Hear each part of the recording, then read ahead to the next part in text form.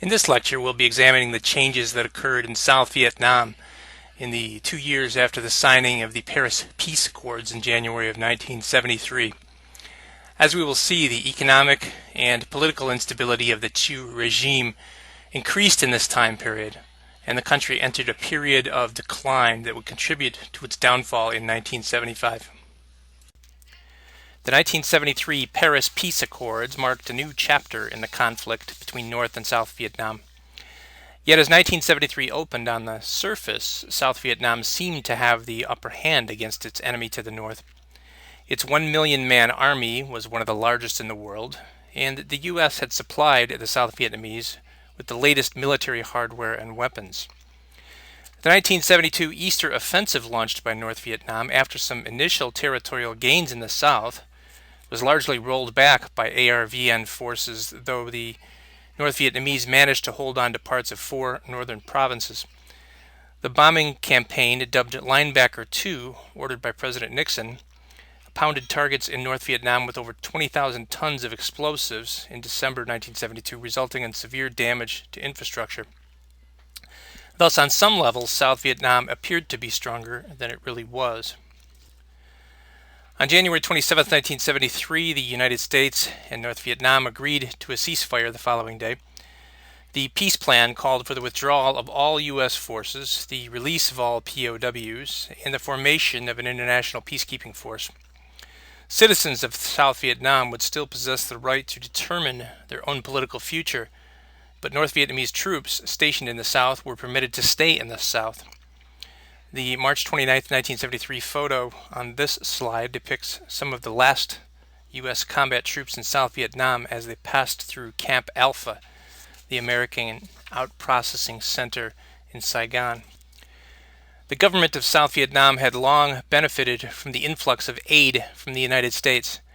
There was steady growth in the amount of American military and economic aid in the period from 1964 to 1973. The peak year of U.S. aid was 1973, though over $2 billion of that aid in 1973 was military hardware and other last-minute support to the ARVN as the U.S. withdrew.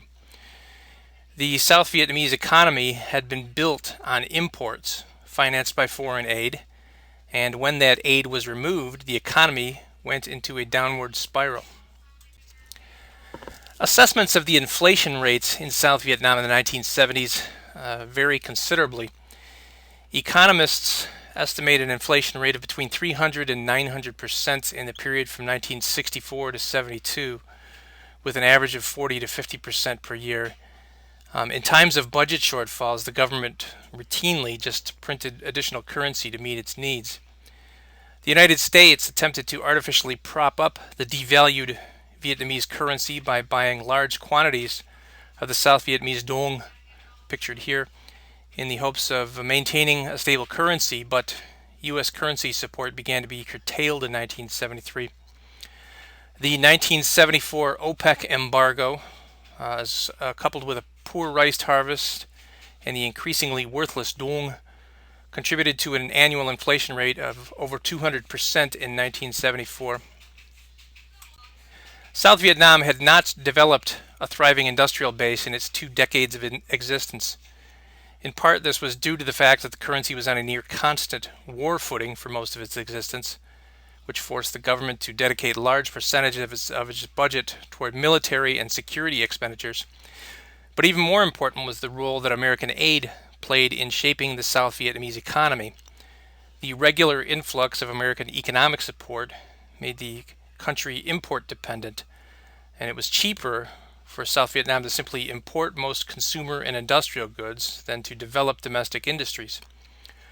However, the struggling South Vietnamese industrial sector sharply declined after the Paris Peace Accords and the resultant cuts in U.S. military and economic aid.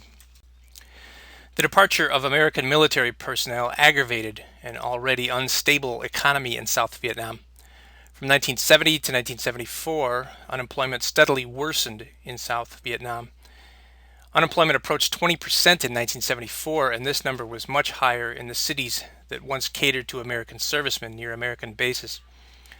Unemployment and the nosediving economy contributed to political unrest in South Vietnam, and the number of anti-government protests rose in 1974 despite efforts by the Thieu regime to crack down on dissent. One of the intractable problems facing the stability of South Vietnam was the entrenched corruption that was a part of most facets of life in the country. Low wages contributed to the problem, as salaries of most government and military personnel were far below what people needed to survive. Workers with low salaries also faced erosion of buying power in a South Vietnamese economy prone to inflationary spikes. A person who wanted to get any sort of upper-level job would frequently pay a large bribe for the position, and then, by extension, would be sort of enmeshed into the culture of corruption in order to pay off the investment. Several other factors promoted corruption. The extensive powers of detention possessed by police and military officials made abuses quite common, and people would rather pay a small bribe than wind up in jail. More importantly, the billions of dollars of American economic and military aid served to pump an almost endless stream of money into the South Vietnamese economy, and there was a considerable lack of oversight into how the government of South Vietnam accounted for expenditures.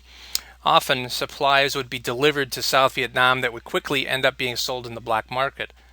At times, the North Vietnamese simply used the South Vietnamese black market to fill its needs for things like medicine, food, and even weapons.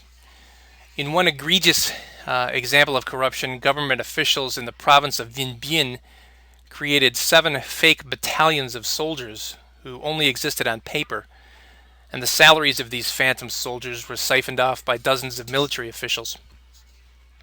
Ultimately, corruption weakened popular support of the Thieu regime, and its inability to curtail corruption was an important factor of the decline of South Vietnam.